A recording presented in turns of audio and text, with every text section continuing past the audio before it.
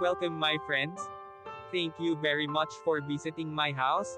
And sorry, the other parts of my videos, camera, are replicating, blur, or bright, because it's my time that I did it on purpose so that other people who pass by on the walking street in Balibago won't expose their faces too much. I hope you're kindly understanding my video. Now, sit and listen the history of the walking street, and I will also show you what is happened inside the walking street. If you have been here, please watching the beautiful sight at the walking street Fields Avenue, Balibago, Angeles City. Fields Avenue, Balibago, Angeles City. Fields Avenue is the name of a major street running through Balibago area of Angeles City in the Philippines. It is the center of the red light district and the bar scene of the biggest entertainment district of the Philippines. Fields Avenue in Balibago, Angeles City. The name derives from the common military practice of naming roads adjacent to airfields as Field Street or Field Avenue. Originally, the name referred to the Clark Air Base and was Clark Field Avenue. The name evolved to become Fields Avenue. History: Fields Avenue, Balibago, Angeles City, Pampanga, Philippines. Philippines was an American colony from 1898 to 1946. Bars on Fields Avenue.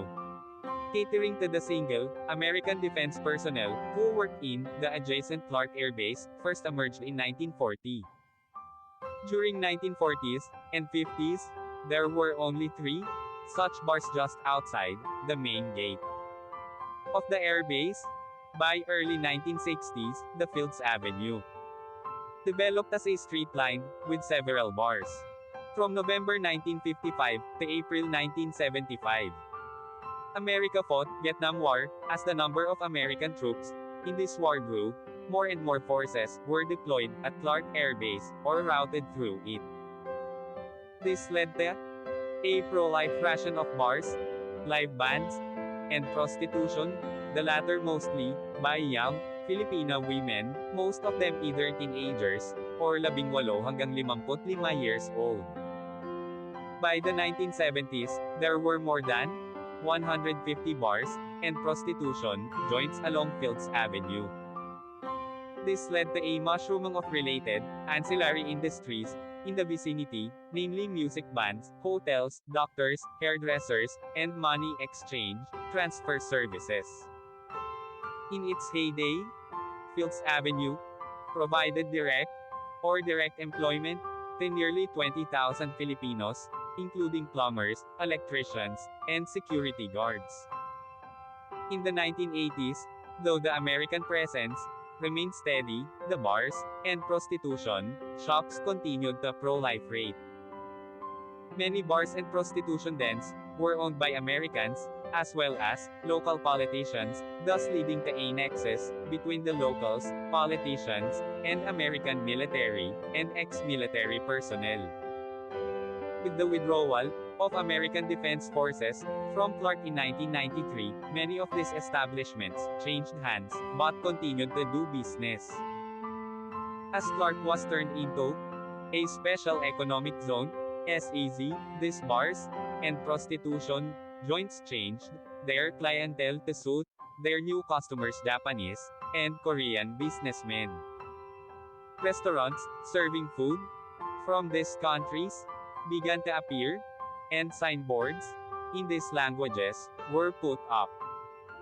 The period from 2000 hanggang 2010 saw further expansion of these joints, as the area was relabeled as an entertainment district. While prostitution was officially banned, girls working here were simply redesignated as guest relations officers (GRO), and prostitution continued in practice. Since then, bars and prostitution joints have continued to proliferate and expand. The extent of these establishments has continued further on both sides of Fields Avenue, and many smaller streets of Fields Avenue also sport smaller such establishments.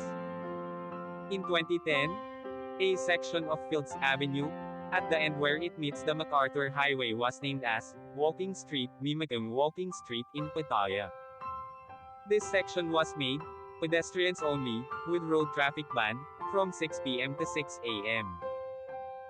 People arriving by air either take a taxi, direct to hotel, or a jeepney to Main Gate Jeepney Terminal, located between the North SM Mall, Fields Avenue to south, and Bayanihan Park to east.